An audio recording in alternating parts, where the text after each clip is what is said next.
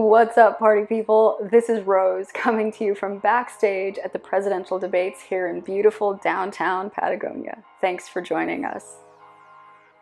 Last episode, Chad and I were doing our best to shake off the cold and maintain some semblance of sanity by exploring a few of the back roads that were still accessible. After Y200 and Y180, we had explored everything south of the park. The only thing north of the park was the ice field and Argentina, except for Sierra Baguales. Technically, Sierra Baguales defines the border between Argentina and Chile, but there are a few roads that penetrate deep into the range on the Chilean side. Now, we may have mentioned in a previous episode that Chad's a bit of a map geek. Road maps, topographic maps, nautical charts, you name it, those are Chad's treasure maps, and he can spend hours staring at them. But a GPS, not so much. The problem with the maps available here in Patagonia is that most road maps, even regional ones, aren't very detailed. And the maps that are don't really extend beyond Torres del Paine. So in venturing out, we relied heavily on directions from friends, like the first road past the Blue Barn or turn left at the Cow. Eventually, we got our hands on this old public works map, but even this doesn't detail all the private estancia roads, so it too can be very misleading. So venturing into Sierra Baguales, which is largely abandoned this time of year, with no cell reception, there was a very real possibility of sliding off the edge of an icy road never to be heard from again. Luckily, we know someone who was planning on checking on his friend Victor, a gaucho tending Tres Erres, the only estancia that had managed to remain open during the winter. They invited us to come out for the day, and all we had to do was find them.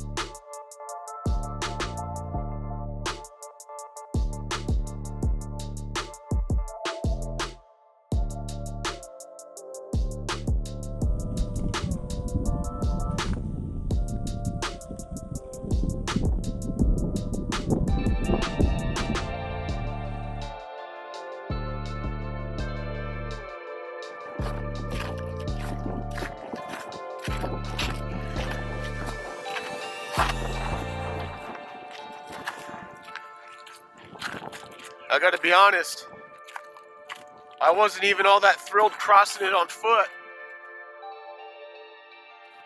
I mean, the river doesn't seem deep, but that doesn't mean that there's not pools, you know what I mean? And it was just like there were a couple areas where I was starting to crack through the ice. Yeah, so I don't think that this is... Well, we can, I think we just have to head towards the other estancia. I mean, he said we were supposed to hang a right at the split, but he didn't say anything about having to ford across the frozen river. and that's looking kind of nasty. I also don't see any fresh tracks over that way either, which kind of doesn't really lead me to believe that anyone's driven over that recently. So yeah, I'm thinking we just have to go the other direction.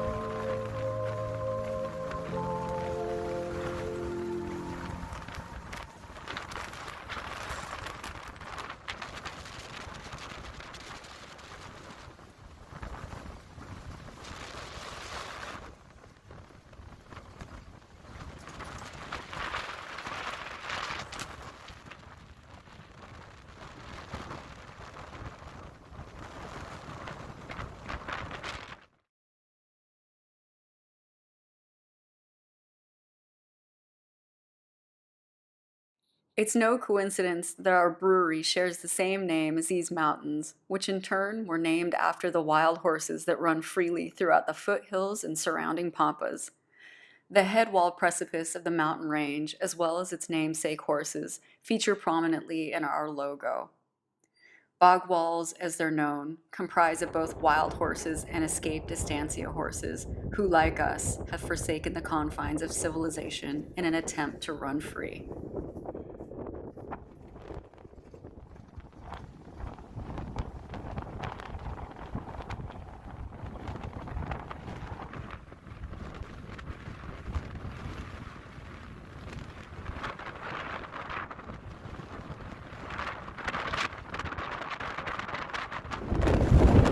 All right, quick status update for you. It is a beautiful day and the sun is shining, as you can undoubtedly see. And we appear to be on a maintained road, which is good news. Bad news is that in order to follow this maintained road, we have had to completely abandon our driving directions. So there's a very good chance that we are going to end up in Argentina. I think we're going to drive up to this next pass here and see if we can find signs of life. And if not, we're going to turn around and follow one of these less traveled roads that we have passed in an attempt to find our friends. So fingers crossed, we'll keep you updated.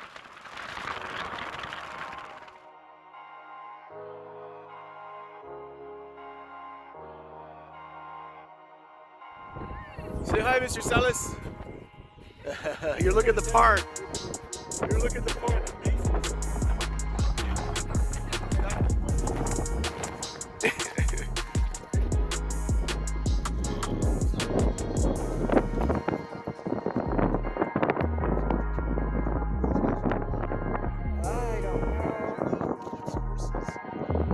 Then I'd say he's mean.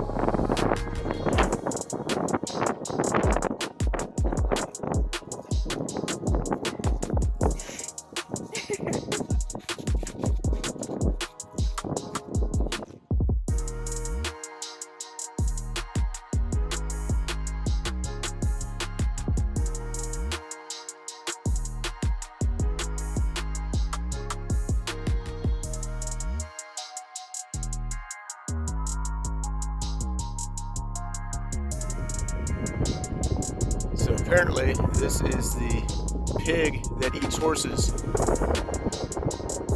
Fucking savage. Hey!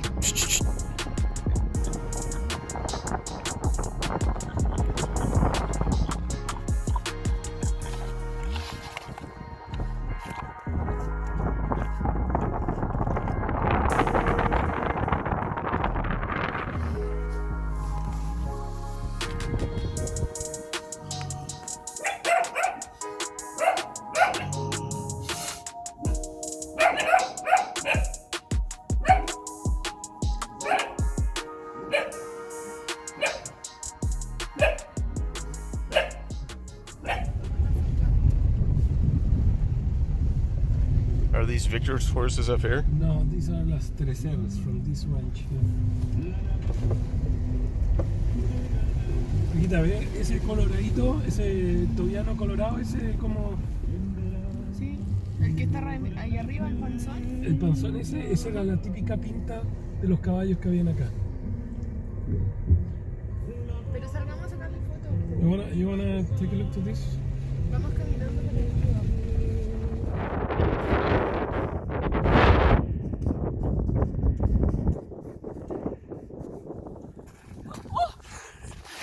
I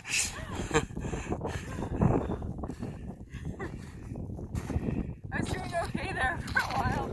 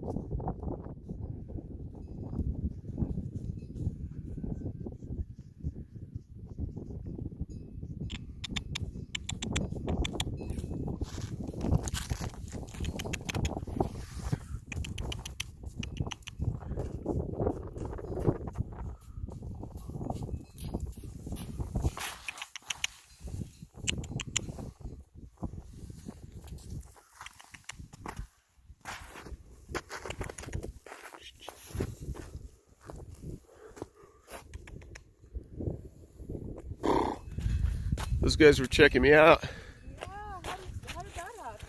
I don't know. They could smell me. What exactly were they smelling? They like my odor. Discuss or prepare just in case. So that I'm very busy and so count on me.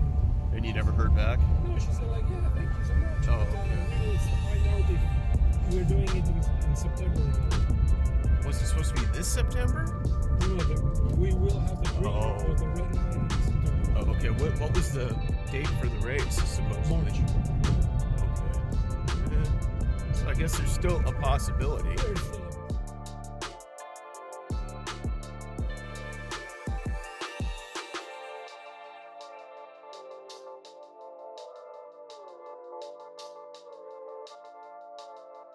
They plow it up to the end, since that's public road, and then everything on this end of the fence line is private estancia, which is completely abandoned this time of year.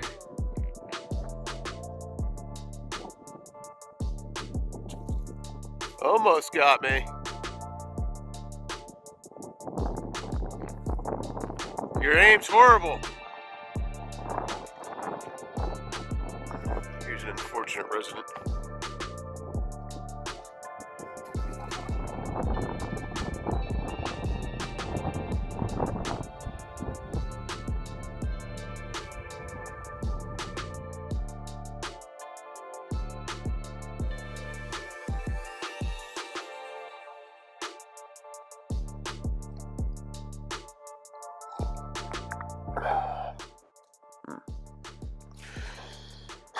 What's up, crime fighters? Thanks for following along on our day trip out to the Sierra Baguales. Hopefully now that the weather has changed, we'll be able to explore a bit more of the region on two wheels. It's a remote corner of Patagonia that is very rarely visited, so it's cool that you guys were able to come along for the ride. I just wanted to put together a quick outro for this episode and talk a bit about what's coming up, or what we hope is coming up. So the purpose of the first few episodes was just to lay a bit of groundwork and kind of set the stage for what's to come. Since we never really intended on putting videos like this together, we just did our best to explain things and use whatever old photos and footage we could pull together. And for the last couple of road trip videos, we already had the idea of launching this channel, but didn't really have any cohesive ideas, so we just sort of started filming. But with the end of this video, we've more or less caught up to our current predicament.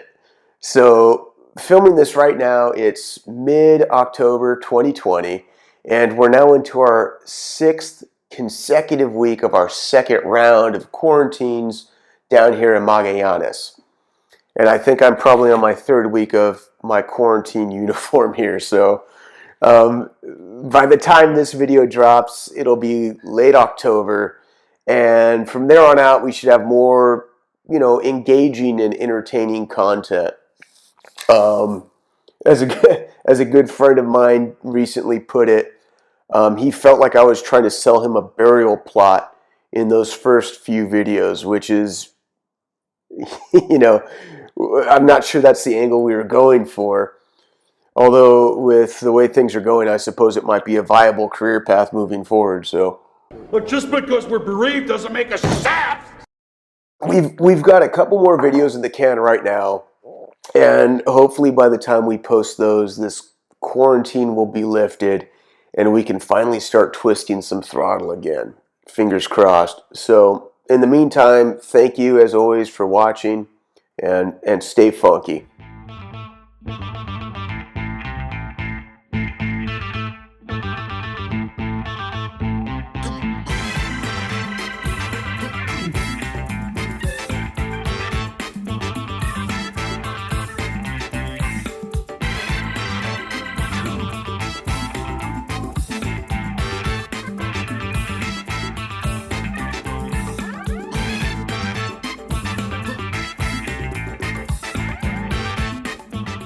Chile and Argentina, but there are a few roads that penetrate deep into the range of the Chilean side.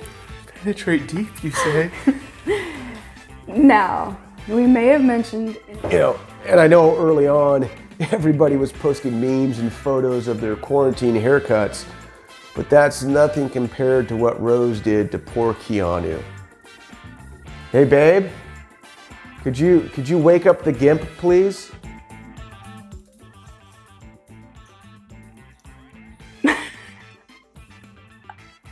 Chad has no pants on. What's up, party people? This is Rose coming. Here comes our quarantine cat, Keanu. Look at this haircut. Keanu, show everyone your butt. You okay? Did she just wake you up? What's up, Cranky? Show everyone your haircut. Look at that tail.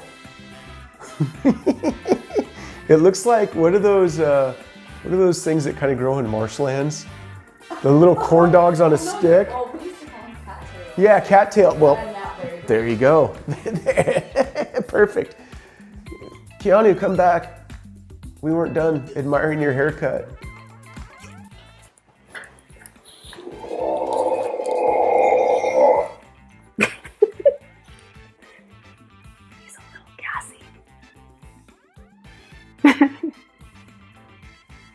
Huh?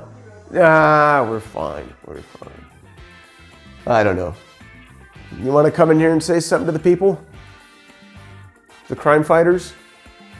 What? You look at me like, I don't know. I don't know either. I'm making this shit up as I go along.